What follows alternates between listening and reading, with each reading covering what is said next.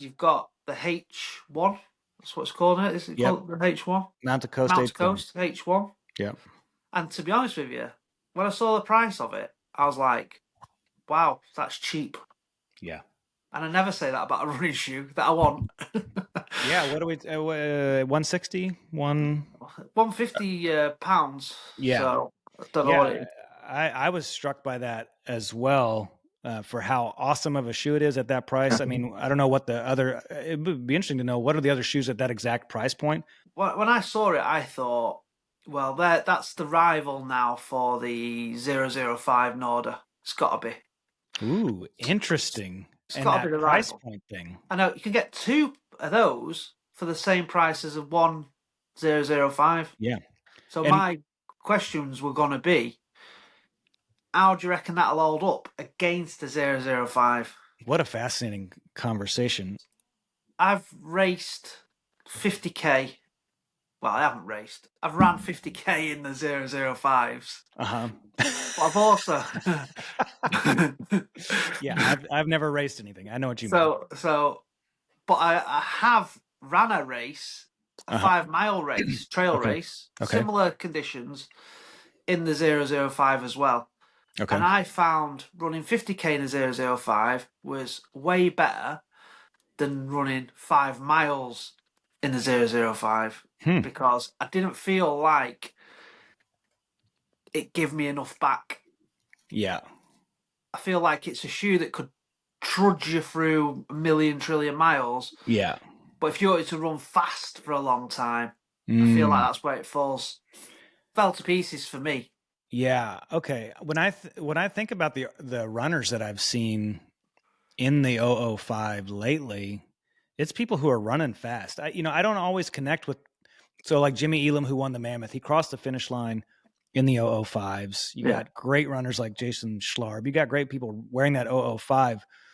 Fast runners. I've They're never over big distances, though, aren't they? They're winning them over big distances. yeah. So you're right. So I wonder if that's an interesting thought because is that shoe might be optimized for the long distance. Distance, yeah. What I To like about save your legs. To save your legs rather than to smash you forward. Yeah. Okay. What I like when I think I'm comparing these two, I think the 005 just locks down better on my foot. It feels like totally there. I think that the only thing I would have to say negative about this is that see how it's kind of like it's just real loose and floppy in a way. Yeah. That's not too bad, except for my foot. I've always thought of it as kind of wide. It's just my foot. All this just feels a little because it doesn't like lock down. And I guess I could use this thing a little bit more. Here's the point that I wrote about in the Borderlands.cc article that I released on this shoe is that this idea of the second shoelace toward the bottom to improve lockdown in like a focused way. The reason I don't think that's a winner for them is that no one is copying it.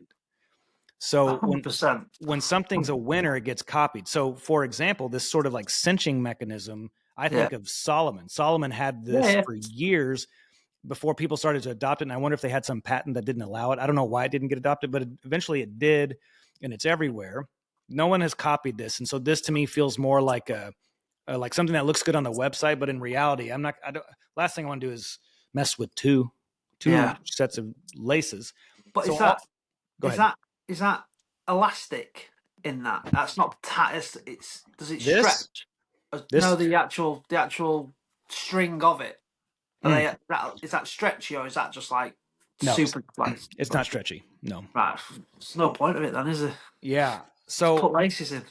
We've said the negative thing. Those are literally the only negative things about it. So so a really wide foot would probably enjoy this even more than mine. So my foot moves some in there. However, the foam, incredible. Running on the road. So the value proposition of this also is that it's road to trail. So door to trail. Yeah. I've put in some 7.5 minute mile runs, which is a little fast for me along the river.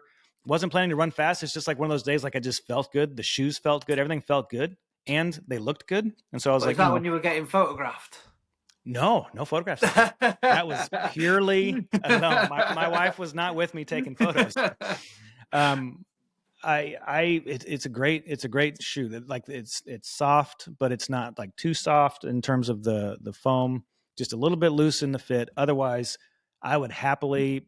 What I hope that they don't do is change it year over year, because this is the type of shoe that you want to buy. You know, year over year. Yeah. I think it's probably going to be number one on a lot of people's shoe list for 2025. It lasts as well because that fella was running that Oh, up and down that street in a money for in January or something for yeah, for the burritos. Yeah. Jamil Curry, but then Yeah. also BL, who I mentioned earlier, who's the new TSP athlete. He Yeah. ran from Chamonix to Marseille in one pair. He stopped about 40 kilometers short, but still, I think that still means he put like 380 kilometers on one pair Yeah. consecutive. So they last. What's the sizing like though? Are they your size? True to size. Yep, another win. It's not the type of thing where it's you have to put the asterisk on. You might order the wrong size, and I think that's I don't know why more brands don't nail the true to size, because the biggest challenge for any like product business is returns. And so if you have a 9% return rate of your orders, it crushes you. So true to size, another great accomplishment of theirs. A lot of people are, but the ones that aren't, it just kills you. I like the color as well. Yeah. This is one where I would take this far and away over their white sand version. Yeah. This is just an absolute winner. And that yellow sole up against this is called their Joshua Tree colorway. That yellow sole up against it is just perfect. Well, when I pulled the trigger on ordering them, I also pulled the trigger on some proper laces for them. Smart. Well, so mine, I don't know if it's always this way. In the box, nope. I'm lying. Actually, it's these shoes that showed up with. So it came with this cinching mechanism. These Speedgoat 2s. And caterpillars.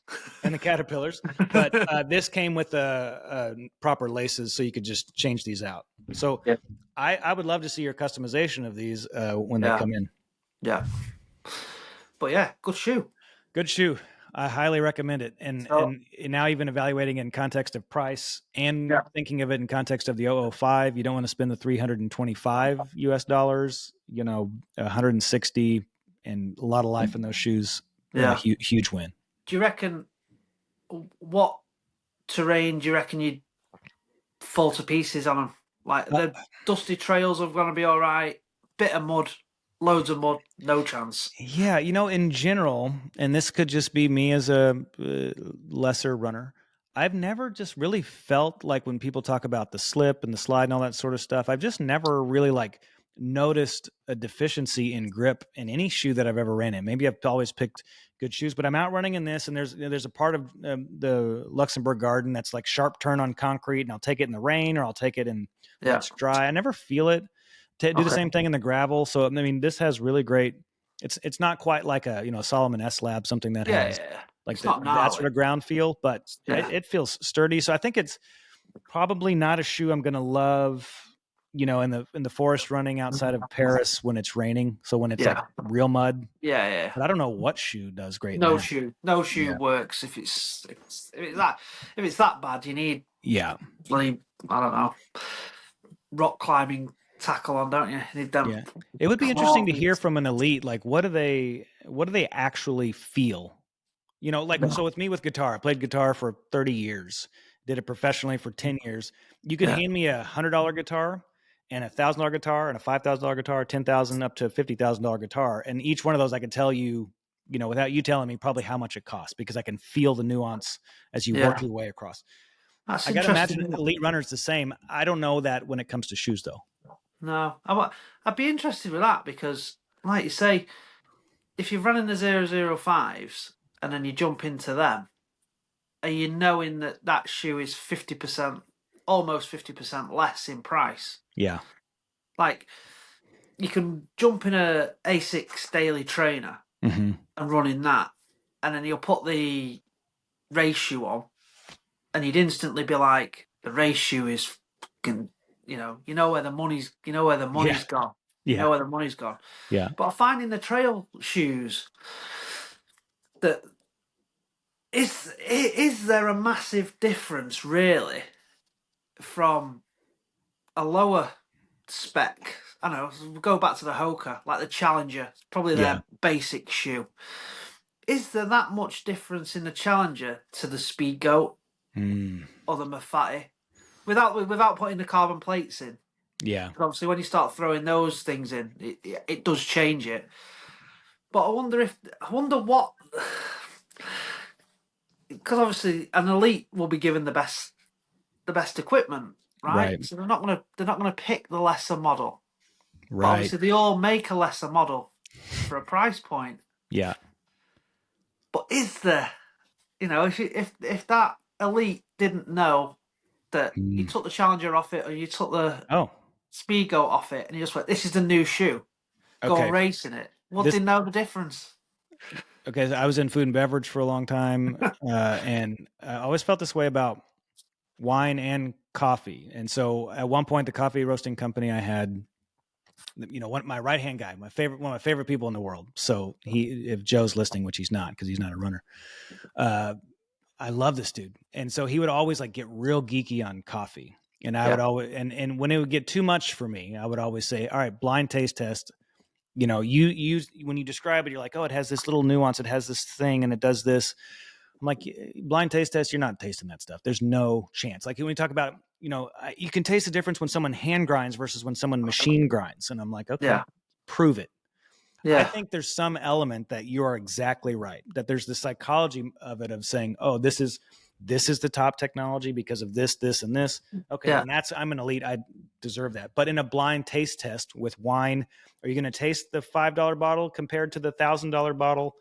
yeah. I think that would be a fun YouTube video to blind taste test, an elite runner with Yeah, shoes. I just think this is the first, well, sort of as we're going through this. That's just what I was thinking. Then, like, when we go back to when we did the last one, and you'd spoke to Max just before it, Yeah, and my question was, what shoe was he running in? Because he wasn't going to be running in the Rocker. right, You know what I mean? Because that shoe isn't the shoe for that.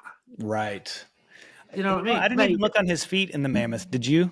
I No, didn't even I've not didn't seen. even I've not cross my seen mind. it. I Yeah, was waiting for you to tell me the answer. To be honest, just being yeah. lazy, Well then,